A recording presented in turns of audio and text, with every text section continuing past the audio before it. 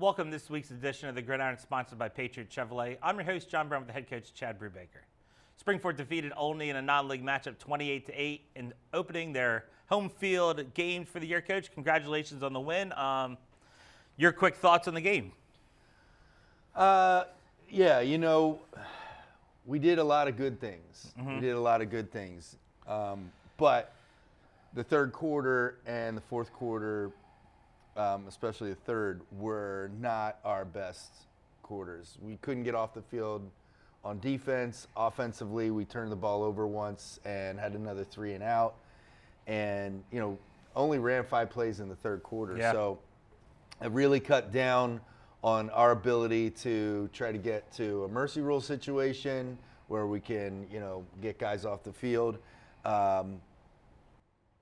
So mixed thoughts. Like, Yeah. I'll be honest. After the game, from a coach's perspective, we didn't feel the normal feeling of a win. Yeah. And Well, yeah, I saw you guys afterwards, and you could just see it was just kind of like well, it just took the air. The Yeah. third quarter especially just took the air out of the stadium. There was an unbelievable student section for a Thursday night, a good crowd for a Yeah. Thursday night situation. And it just took all the air out of it. So, you know, that's not how we wanted to. We wanted to finish the game. Yeah. We played okay in the first half. We wanted to finish the game, and just didn't. I thought they did a good job of kind of keeping the game in front of them defensively. They didn't, they didn't give you a lot of big plays. There wasn't that big opportunity. They were going to force you to kind of like chunk your way down the field a little bit out there. It was kind of like, we think we can cover your guys, and we're going to make you go slow or 3-4 yards at a time a little bit. And you could just see there was a little bit of frustration maybe with, the offense at times being like, where's our big play? Yeah. Somebody's not open. You could just see that a little bit in the game. We got to get away from that. Yeah. We have to have 10, 12 play drives. And the other thing that, needs to be said is give them a ton of credit. Yeah. They had 30 kids on the sideline. Their kids had every opportunity in that first half to come out in the second half and pretty much lay down. Yeah. And did not.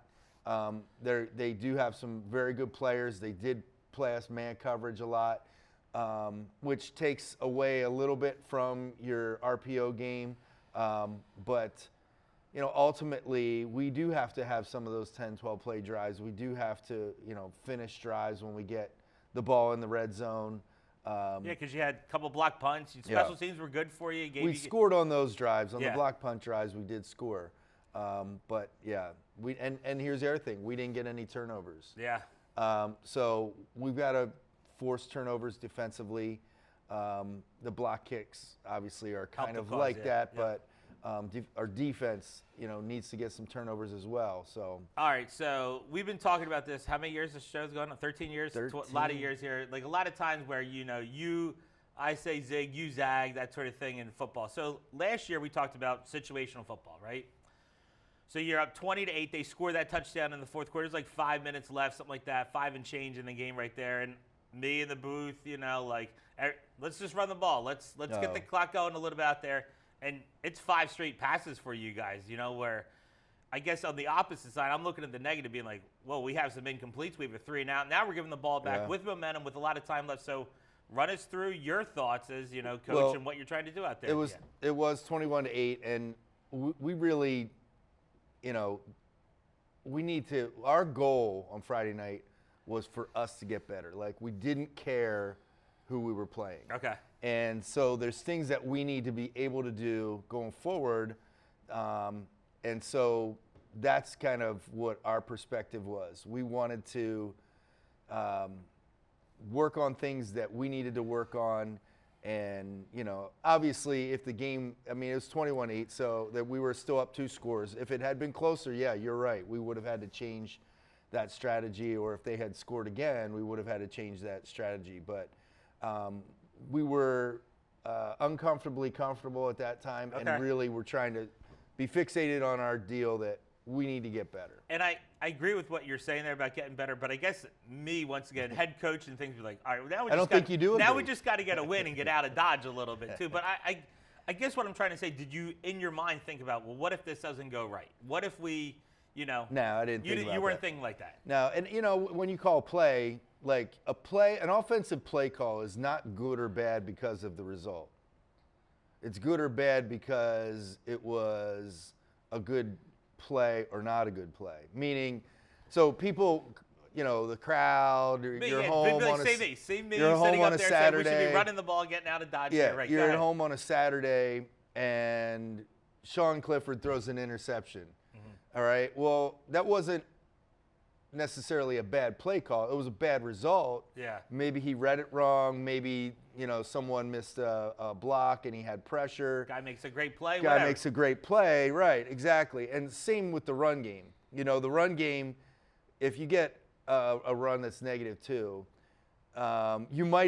it might be a good call. Like, there's situations where it's a bad play call, mm-hmm. and we expect our quarterback to get us out of it because of something they're doing defensively. But if you're 3-on-2 to a side, all right, and sometimes you got to just tip your cap. Like, gotcha. You're not always – like, it did bother me on Saturday or on Thursday night when I got home and didn't get to bed till 1 in the morning because Penn State was on, and, kind of watching the game on Twitter. Already kind of not in the greatest of moods. But watching the game and viewing Twitter, like, guys, people make mistakes. Mm-hmm. Like Sean Clifford, and guess what? He brought you back and won the game. Yeah. But I just get, bench Clifford, put in the freshman. The freshman would be in there if he knew what Sean Clifford knew. Yeah. I guess it's once again like we talk about, what do people out there, big viewership out there watching, what do they, I'm sure there was people sitting in the stands Thursday night saying, sure, let's get out of Dodge. Let's just get the clock moving because maybe you get a couple first downs and then Oldney says, all right, let's get out of Dodge. I don't proclaim to know Penn State football and their roster mm-hmm. like James Franklin does. Good point. I don't know the spread. Hold on, PSSA for everybody out there. It's a PSA, not PSSA. No, I said that twice now. PSA for everybody out there. I know Mr. Reagan and I are now taking over the announcing of the football games. Right. I thought you did a pretty good job. I did okay, right? It's not as easy as we would think out there. I don't know. It's hard to believe. I don't know all 80, 60, 70 kids on our roster. I'm going to learn. I'm going to get better at it. So, give us a learning curve out there. Yeah. I'm trying my best. Mr. Reagan, when he does it here this Friday night against Cumberland Valley, he's definitely going to try his best out there. So. Yeah. Well, listen, speaking of viewership, I got a call.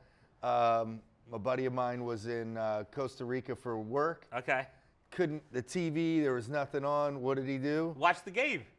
No. Oh, okay. Watch the Gridiron. Wow, yeah, from Costa Rica? From Costa Rica. So we are now international. Wow. We're all over the world. All over the world, people are watching the Gridiron. We are official. And I once again, the kids say in school, watch the Gridiron this week. So once again, we're build up that viewership. That's what we're trying to do out there. So anyway, Coach, like I said, people, I think, want to know what's going through your head, right? It's just that we were trying to work on things that we need to get better at. And, we have, obviously starting Friday, we have some really, really big games coming up that are on the Pennsylvania map. Yeah. So we need to get to where we were worried about us and what we need to do. Obviously, if it got a little closer, we would have had to change that approach. All right, Coach, thanks. Appreciate the answer. Yeah. All right. With that being said, let's take a look at the offensive highlights from Springford Olney.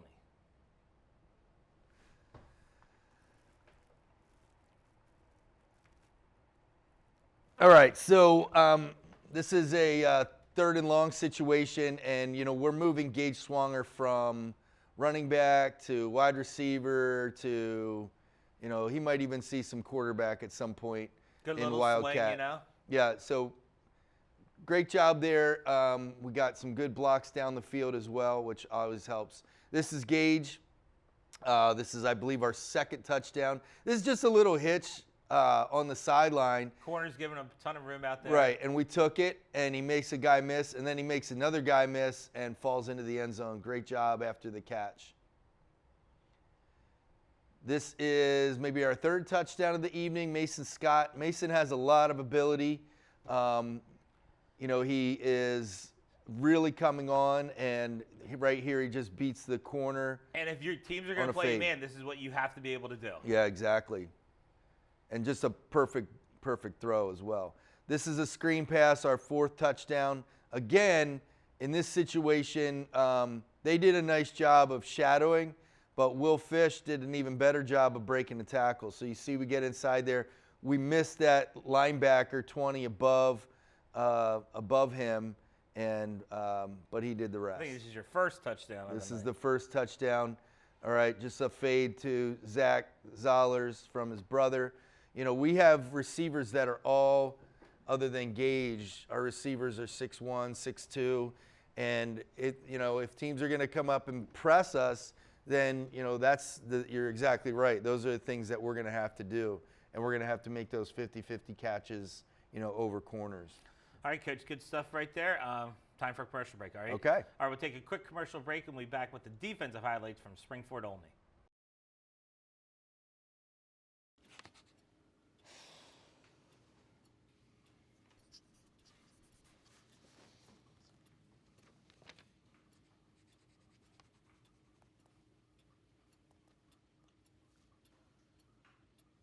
If you love them enough to relearn math so you can teach them math, then surely you'll check nhtsa.gov/the-right-seat to make sure they're correctly buckled in the back seat.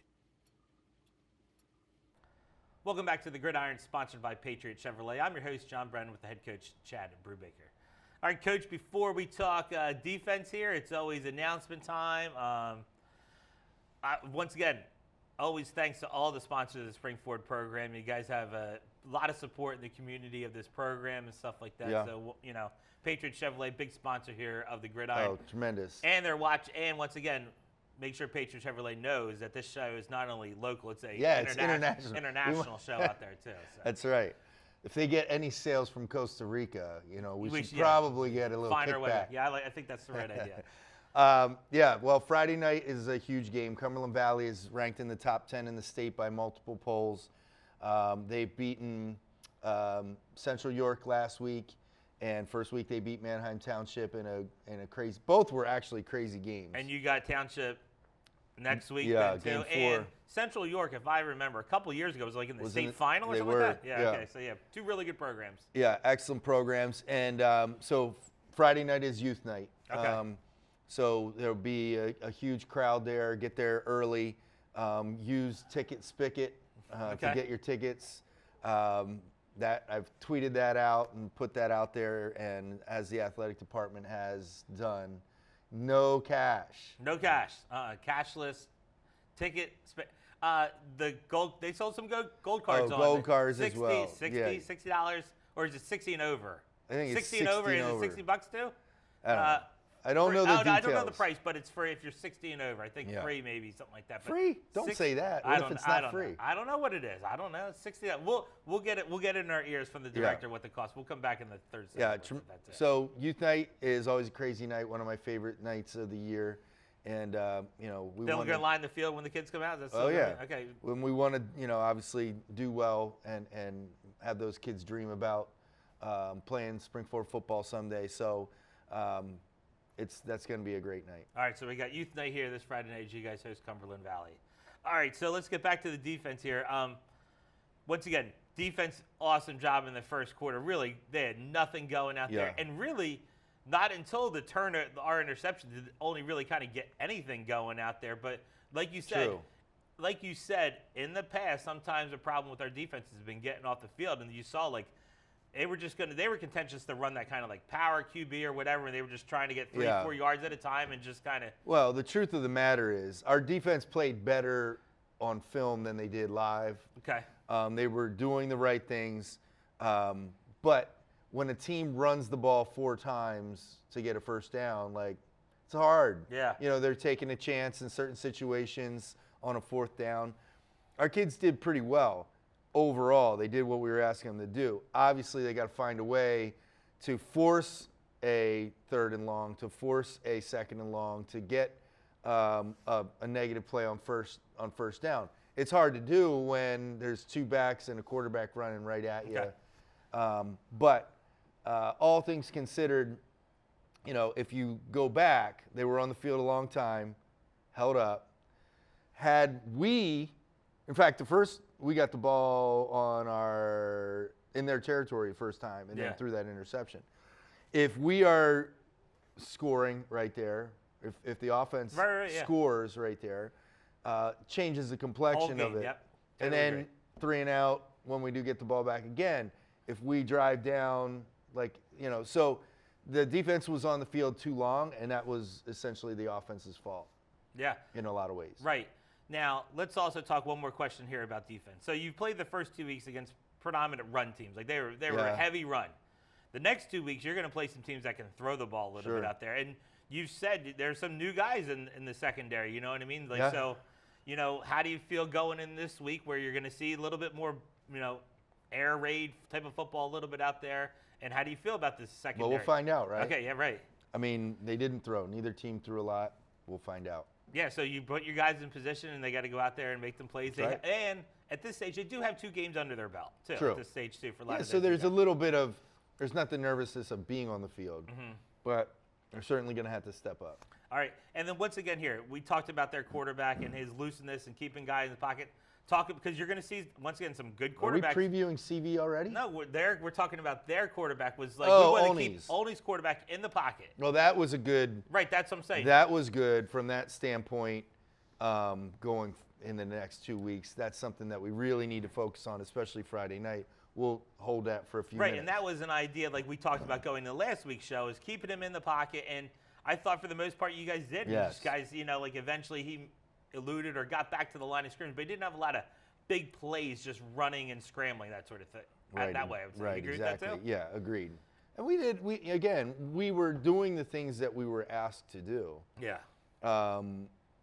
We just didn't get a turnover. We didn't get a stop on 4th down in that third quarter. You guys definitely did have some tackle for losses, sacks, that sort of thing. You did have there were some good. I think they had, if I recall correctly, I think they had a 16-play drive and they had gotten the ball like on our 50. Yeah, it was close. Yeah, just on. So that just tells you like how 2, 3, methodical about 5, that's 2, what they did, yeah. 4, yeah. Yep. All right, Coach, good stuff right there. Let's take a Yeah. look at the defensive highlights from Springford Olney.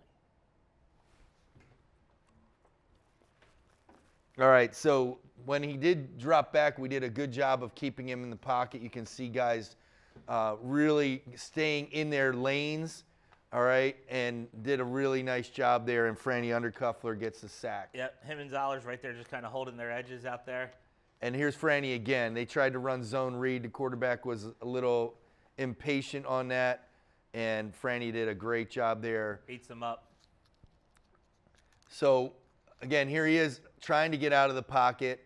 We want Zach to stay on the ground there and not jump in the air, but again, we did contain him. Cavalry comes to help him out too. Yep. I mean, he was trying to escape the pocket and really couldn't.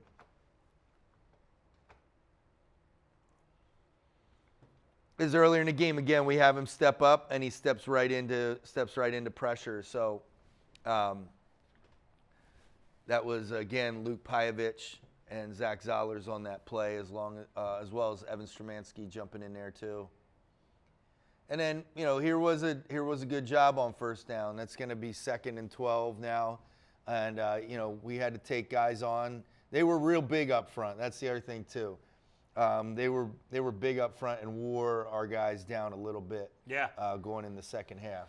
It's almost like you guys got to find that balance. And you saw once again, I saw Zach Zollers, you got playing both ways. At some point, just couldn't keep going. And then his motor goes, but at some point he needs to break in that. Yeah, in we that pulled endeavor him. We pulled him off a couple times. What we really have to do is a better job, of trying to sub guys on offense. And right now we had some situations where guys weren't available, and it hurts us. Yeah. So I think we're getting back to where the young guys are starting to be closer and closer to being ready to be on the field, and we can get guys some breaks. All right, Coach, good stuff right there. Make sure you stay through the commercial break, and we'll preview the game with Cumberland Valley.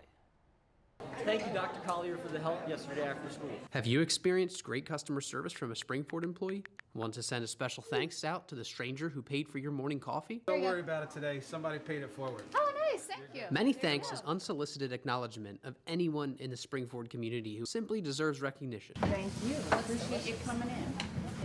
That was so good. Anne-Marie's always so nice. That was delicious.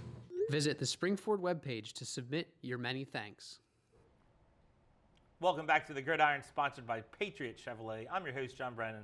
with the head coach, Chad Brubaker, as always. All right, Coach, here, like you said here, a huge matchup. We're going to play 2 District 3 teams back-to-back out here. They're going to be powerhouses in the District 3 when it comes all said and done at the end of the season. And you got a tall task here, Cumberland Valley, and I'm sure you have a little circled on what happened at the end of the game last year. You know, I'm sure the boys remember that as well, too. But a tall task for you guys here on Friday night. Well, you know, we went up there last year and again, didn't have a great offensive game, played pretty well defensively, but had a couple real critical mental errors that kept them in that game. And then, of course, at the end, they botched a field goal attempt. We would have blocked it. No question if he hadn't botched the snap and he picked it up and ran around the right side and got around our contain, but on the last play of the game. So, yeah, I mean, as coaches, you know, we just want to win every game we can, right, no matter what. Kids kind of take that more into account, you know, because they take it personally, and especially the guys that made mistakes last year in key situations take it personally. So, you know, but all that said, Josh is in his 3rd year coming from Central York back to his alma mater, and has done a very good job. They have a huge roster. They've renovated their entire stadium. Not that we're playing there, but it's where state championships are going to be held. There's a huge video board. You know, Cumberland Valley's serious about their football program. Yeah, and like we alluded to a little last second, they got like an all-leg type guy at quarterback out there. He can do it all. He can throw. Yeah, he can he's run. an interesting guy because he is a 3-year starter. You know, when he was a sophomore, he wanted to just pull the ball down and run, and he still had a little of that in him last year. Now he runs when he should. He throws when he should. He'll stand in the pocket a little longer. He'll run zone read. He'll run inverted veer. He's a very I mean, he won the game against Central York. Yeah. He won that game. So when they had guys covered, he took off. When guys weren't covered, he hit them in stride. And he really is the gasoline to their engine and really makes them run offensively. Not saying he's the same guy. It kind of reminds you of the kid from Haverford from district. I mean, not this, but like the kid could just do everything, you know, like. Yeah. Not and as that kid went, Haverford went. You know, like this kid goes. I'm sure it's like Cumberland Valley goes. Not on the same level, granted, but you know, he's just a really good high school player. All right, let's take a look at Cumberland Valley on offense. All right, Cumberland Valley's in white here. They are at Central York. And this was a very big game in District 3 as well, even though they're not in the same league. A lot of trips you'll see from Central York. You see he's standing there in the pocket. You know, 2 years ago, like you said, John, he probably would have taken off, but has a lot more patience, has a lot more experience. Same thing here. Great protection, too. Great all protection, the time in the world. Great throw down inside the 1. All right, again, see a lot of trips. You'll see a lot of double twins kind of looks. This kid. He gives the here now to the running back. Yeah, this kid had a great game against Central York, 42. Runs downhill, runs hard, a big kid. Again, here in trips, down in the red zone. All right, hand it off to him, bounces off a couple guys, straight arms a guy, and gets into the end zone. So he's a load to handle. We're going to have to, you know, we have our hands full with him as well. It looks like there's similarities in formations, what they're trying to do, like what you guys want to do. Too, sure. You know, they're similar in some ways, but here you go. Eludes the So he rush finally off. gets pressure, and he runs through 4 guys. He runs between 4 guys to score there. And each guy, you're like, oh, he'll tackle him, He goes right up. Like, he puts his head down and just gets up the field. He likes to get outside more than he does run straight up the field. Move up the pocket. But obviously he does that well too. So. And once again, you've talked about this in the show. Sometimes when you get senior quarterbacks and let the coach and quarterback have been there together, there's a trust factor. He trusts his quarterback and making the right decisions. Sure, and not only that, I'm sure he can get out of plays, you know, if he doesn't like what he sees. And but they're very good. Yeah. They're very good. All right, talk to us about Cumberland Valley on defense. What are you going to see from them defensively? So again, 4-3, similar to us. They're more of a quarters coverage team, and so which is kind of a matchup zone type defense. It's like This is your area of the field. Somebody comes in your area, you got them. Yeah. no, it's more based sorry, on. Good. I'm trying to do football there, guys. Everybody out there. It's more based on the route itself. So if the receiver goes vertically, then you're in man. If the receiver runs, a slant or an out, like a quick out, he just settles back. But their linebackers are very good. Their secondary, the one thing you'll see is they hit really well, like catch, hit, ball, like not a lot of run after the catch. No yak. No. And their defensive line, it's not huge, but they're all very strong. They have strength class every day, and they get up the field and really disrupt, what you're trying to do. Yeah, sorry, I used an acronym out there, YAC, yards after catch, in case very people good. didn't Very understand good. that. I do know a little football out there. Yeah. I know some people in the area think I know nothing about football, but a little. I know just a little, right? That's right. All right, let's take a look at Cumberland Valley on defense. So again, Central York's in black. You see number 5, who likes to blitz a lot, blitz that B gap and take down the inverted veer. Got to pick him up. Again, playing 4-3. You see a stunt on the inside, a little X stunt. What which he wanted to causes some throw was problems. obviously cover 2. Yeah. So had some problems there. The line had some problems with that X stunt.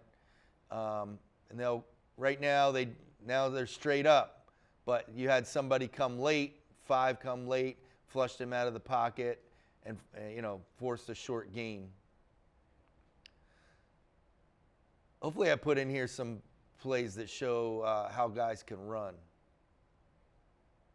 I guess not. But they are downhill. Swarming the ball, They are swarming the ball. downhill. When in the passing game, their linebackers run really, really well, and they not only do they run well, they hustle, and when they get there, Here's their interception. yeah, that set them up. So they had an interesting game. They were winning 35 to, I want to say, 14 at halftime. Okay. Didn't score in the second half, and Central York came all the way back to end the game 35-33. So Had a chance, yeah. yeah. So I'm sure Coach Oswald is saying some of the similar things that You're saying. that we said last week, because again, same situation, and Central York really controlled the ball in the second half. Cumberland Valley had a couple 3-and-outs, and all of a sudden, boom, it starts to roll in the wrong direction. But they came away with the win. Have you gotten the word? Are they coming down early? Like, I have not gotten the word. I Yeah. don't know if they're eating at a local Hopefully they restaurant get or here anything. before Only did last week when they got here at like 6:10 or whatever. That was way later than that. Yeah, I think the bus pulled in at like 6:10 or something like Yeah, that. They didn't get yeah. on the field for much after that. No, they did not. So if they're coming in early, checking They're coming it out. from a different direction. They are, but they're coming from the western side of the Harrisburg. Yeah, Yeah, Cumberland Valley, not Yep. just down the road for them. that's right. And then Jays are going to go there on Monday and play there? Yeah. Jeez, a lot of traveling for those Jays. Hey. That's what you do, play football Listen, games. we try to, we've talked about this before. Like, we want to play good teams. Like, we played Governor Mifflin, who was ranked in the state in 5A. We were going to play Chambersburg. That kind of got screwed up, and we ended up with Olney. That was away, too, by the way, so it saved us a little trip. But Cumberland Valley, Manheim Township, we want to play good teams. We want to prepare ourselves for our league. We want to prepare ourselves for playoffs, Yeah. and we want to play good teams. So. Big district points available for you guys in this game. Absolutely. Here for you And guys. that's the other thing. Everybody benefits if we can pull this out, Yeah. right? Because we're pulling points into our league, Yep. as opposed to some of these teams that play teams in our league.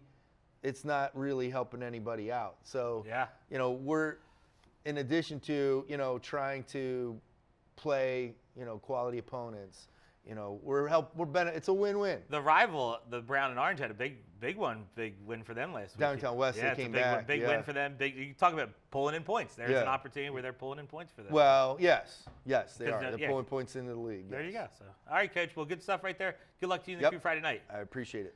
Make sure you tune in next week as we recap the game with Cumberland Valley and preview with Manheim Township. For the head coach, Chad Brubaker, I'm John Brennan. See you next time on the Gridiron.